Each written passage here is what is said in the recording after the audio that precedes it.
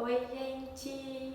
Hoje estamos aqui para mais um Raíssa Convida e hoje quem está aqui é a Bianca e a gente vai falar sobre TDAH e sobre dislexia.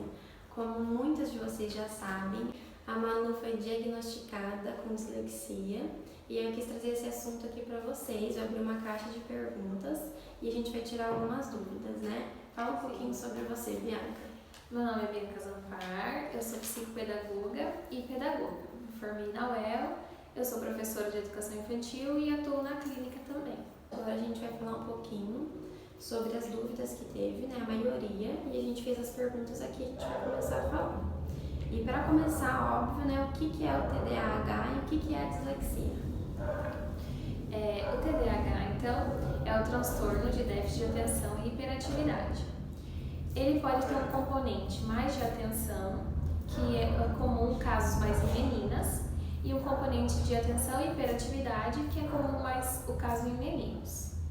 No caso, a Manu não tem hiperatividade, né, gente? Eu sempre falei isso pra vocês. Sim, pode ter esses dois componentes, né? O TDAH é um transtorno de desenvolvimento neurobiológico e ele tem componentes genéticos. Então não é porque os pais têm TDAH que o filho vai ter TDAH. Ou um filho que tem TDAH necessariamente precisa ter um pai que tem TDAH. Não é uma regra.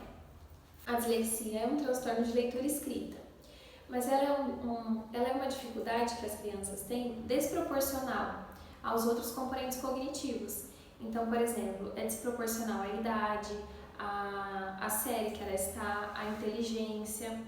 Então, tem umas dificuldades que são esperadas para determinadas idades, mas a dislexia é uma dificuldade inesperada para aquela idade ou para outros componentes cognitivos.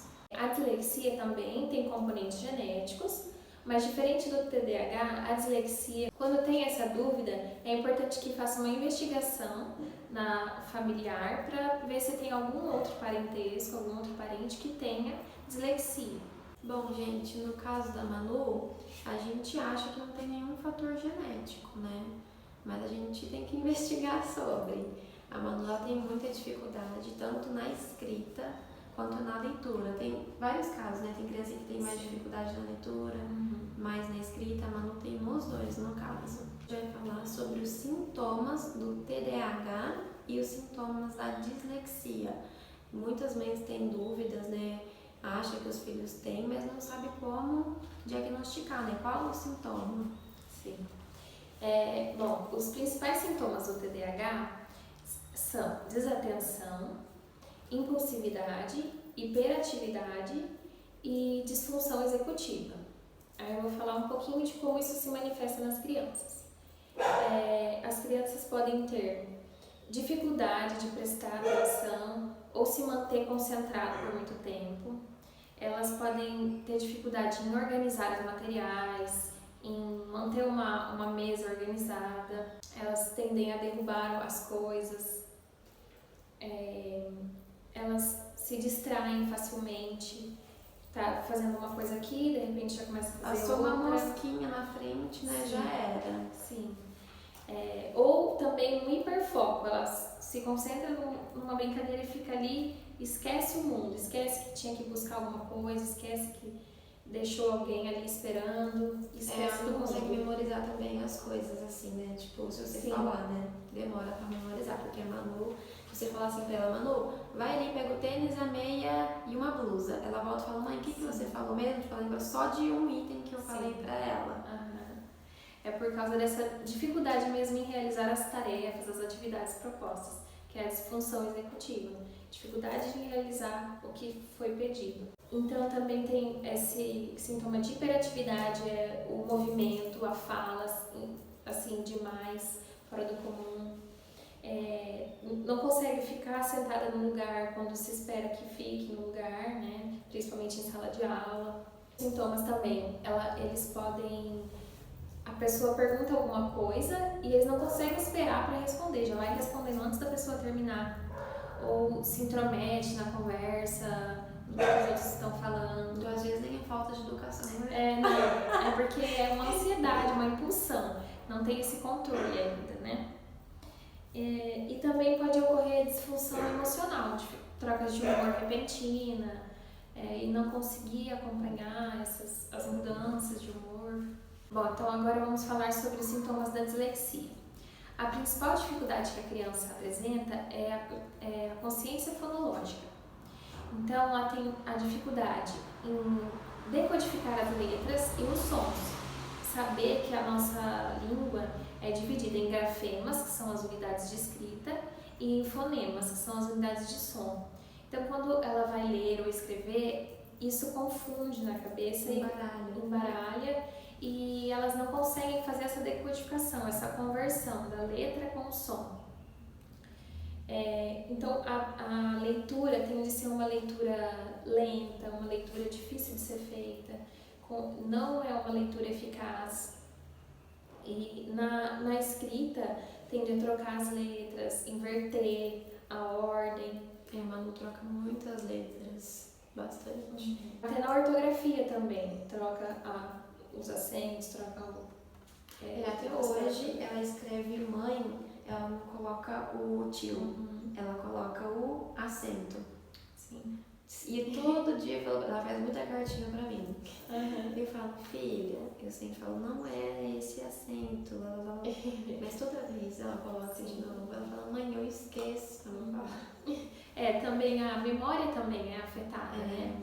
A memória é bastante. Até na hora de falar, na pronúncia.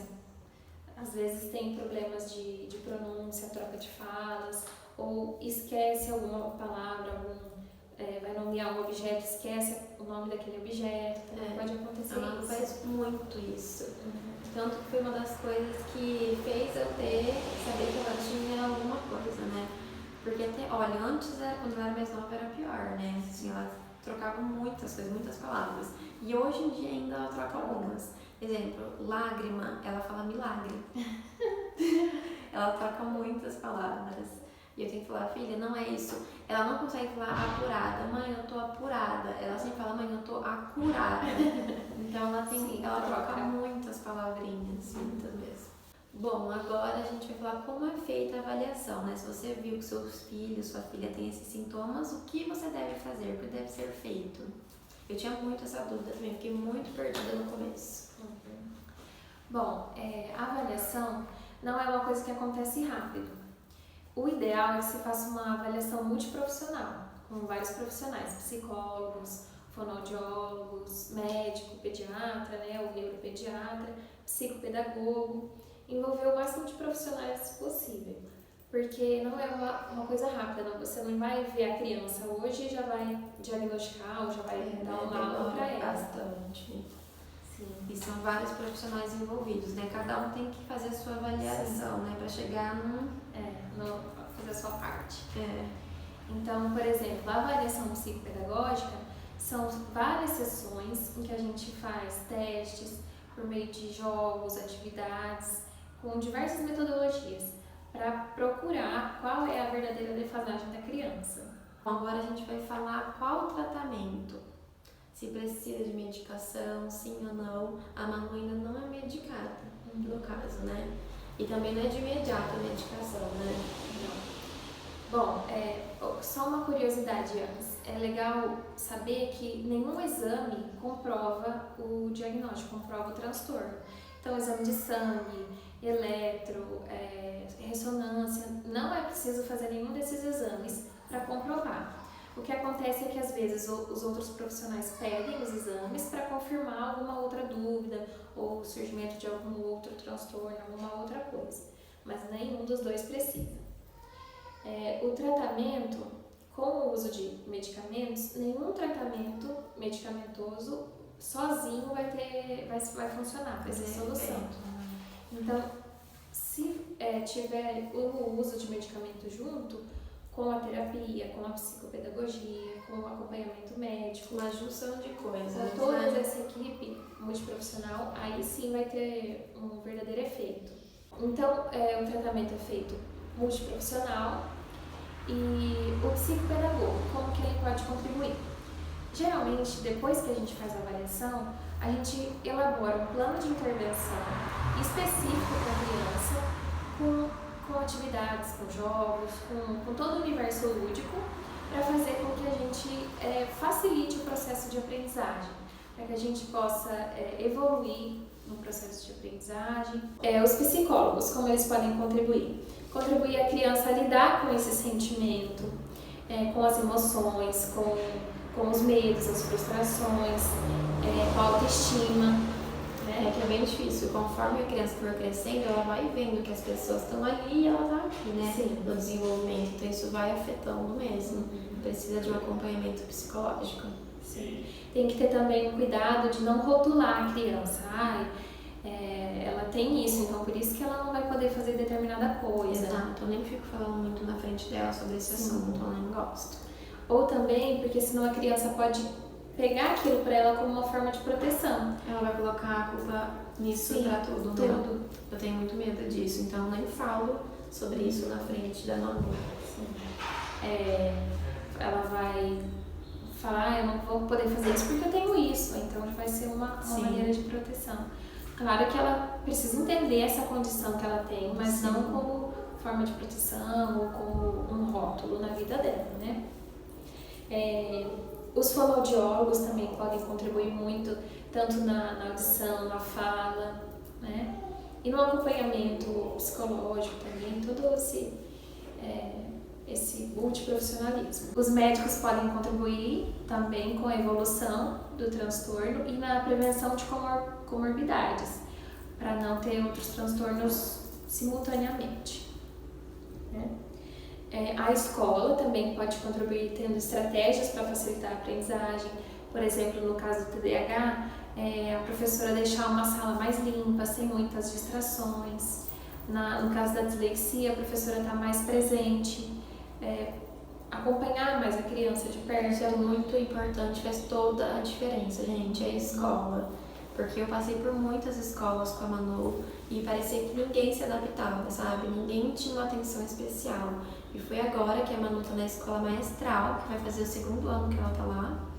E agora, eles têm uma atenção especial, eles fazem a apostila preparada, sabe? Pra Manu, a professora faz as atividades com ela. E isso tem evoluído muito, muito. A Manu teve uma evolução enorme, coisa que ela não fazia, há um ano atrás. Hoje em dia ela consegue ler, sabe? Ela não lia nada antes. Então a escola eu acho que é fundamental também para ajudar nesse processo. Sem dúvida, muito importante. E também o papel principal é o papel da família. A família tem que estar presente nos momentos de tarefa, nos momentos de aprendizagem, tem que dar o suporte, tem que dar o suporte emocional, tem que ajudar. Tem que ter muita paciência, viu, gente? Não é fácil. Tem dia que eu me seguro, começo a contar até 10 por dentro, porque é muito complicado, né? E a gente tem que estudar sobre, porque antes eu não tinha noção nenhuma do que era. E eu não conseguia separar, sabe, assim, o que era e o que não era. Exemplo, até onde era a dislexia, até onde era a Manu. Ela estava fazendo o corpo mole ou era a dificuldade que ela tinha? Então, eu tinha medo de ser muito rude com ela, medo de dar um castigo, alguma coisa, por causa da dificuldade. Então, é muito difícil saber lidar com isso. Esse trabalho multiprofissional, família, escola, psicopedagogo, psicólogos, com toda certeza vai fazer com que tudo dê certo e que o seu filho tenha uma boa evolução, uma boa aprendizagem. Que não é o fim do mundo, né? A gente vai se adaptando, vai sabendo lidar e cada vez mais vai melhorando, né? Com a ajuda de vários profissionais, com muita paciência, porque realmente não é fácil. E sempre estudar, né, gente, sobre a mãe também, para poder entender, né? O pai, a família, para entender as dificuldades. E sempre ter um apoio, né? Um profissional, alguém para recorrer, para tirar as dúvidas e entender junto isso com a família. Gente, se vocês tiverem alguma dúvida, a Bianca vai estar à disposição, né? Vou deixar aqui o Instagram dela, o contato dela para vocês. E logo a gente vai poder fazer outro, né? Aí você convida com outros assuntos, outros temas. Vocês deixem de sugestão aqui nos comentários. E siga a Bianca também nas redes sociais, tá, gente? Agradecer, Raíssa, pelo convite. Eu que agradeço, adorei. E contem com a gente, pode ter certeza que com esse trabalho, família e profissionais, tudo vai dar certo. Obrigada, gente. Até o próximo.